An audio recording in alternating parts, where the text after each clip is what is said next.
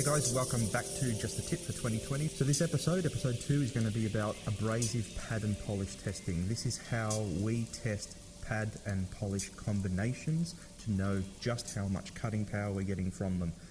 This particular procedure also tells us how much gloss we're getting, how much temperature we're creating. This is just a test for us to use internally to help us understand and go back through a catalogue of pad and polish combinations.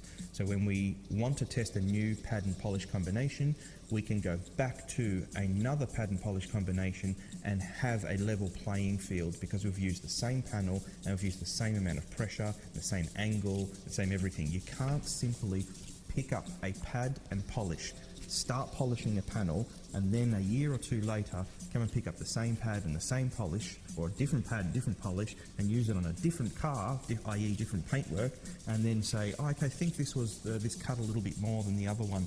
There are so many variables, from the amount of pressure you're putting down to the angle you're hitting it with. It might be the machine as well, the speed of the machine, the amount of time you're spending on the surface. So many variables, you would have no idea whether that's better or worse, or cuts harder or glosses up a little better because of those variables. The paint is different, the amount of pressure you put is different, the angle is different, everything is different. To have consistency, you need to remove as many of those variables as possible, and that's what this test does. Now, you want a drill press, you want some common household scales on the base plate, and you want a piece of sheet metal, which what we do is we get a piece of sheet metal and send it away to a panel shop and have them paint that sheet metal in exactly the same paint every single time, same brand, same paint. Usually it's PPG ceramic clear. Now, the reason you do that is, the reason you use a drill press and not a buff is so you can get the angle to not only be repeatable every time, but perfectly flat. So it's perfectly 90 degrees to that surface. There's your panel. Your drill comes down with now it's got your buffing pad on it, comes down and it's 90 degrees to the surface every time you put it down. By having that panel on top of some household scales, every time you bring that drill press down and you start, essentially it's paint correction, you can have a look at how much pressure you're putting, and you can try and keep a consistent pressure. We use 30 kilograms. For the diagnostics, so after you've brought that down and you've started your paintwork correction, you lift it up. 5 seconds later, and exactly 5 seconds every time, you want to take a reading. You can use an infrared thermometer that costs $20. Then exactly 30 seconds in, so 25 seconds after that, we take a gloss meter reading. The timing is important. If you have different paintwork types, some paintworks, when they're hot, will give you a different gloss reading than when they're cold. I don't know what's happening, if there's suck back. I should be able to tell you what's happening, but I'm just being honest, I don't know. But if you take a gloss meter reading on some paintwork immediately, and then you wait until that panel's cooled down and take another gloss reading, it differs, not by much at all, but it differs a little. So you want to make sure that the gloss meter reading that you're taking, and a 20 degree gloss meter, for high gloss surfaces, 20 degrees is the right angle.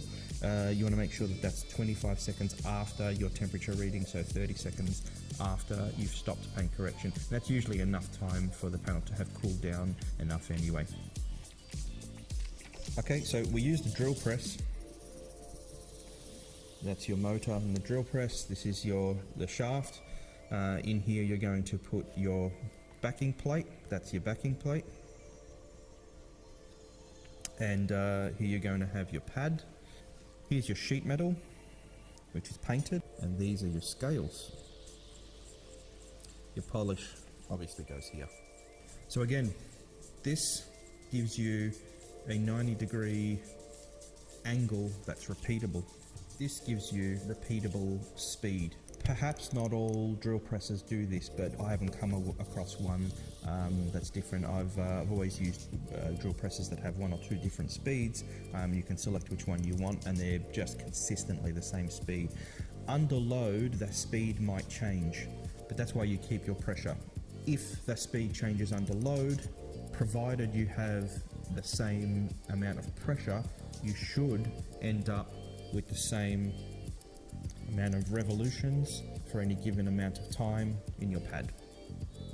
So So again, it's just all consistency, keeping everything consistent so you know exactly how much cutting power or how much gloss you're going to get from a combination of pad and polish. And that's with a certain paint type. If you change the paint type, you're going to have a different result. Thanks guys, I hope that was useful, and if it wasn't, I hope it was entertaining at least. You might have to watch this a couple of times. I apologise if I was a little bit quick with the information, but I hope you understand it, and I hope it helps you understand the videos about paintwork correction from now on. Happy New Year, happy 2020. I hope it's going well for you so far. We will see you in the next episode, episode 3 of Just the Tip, which will be all about paintwork correction. Thank you.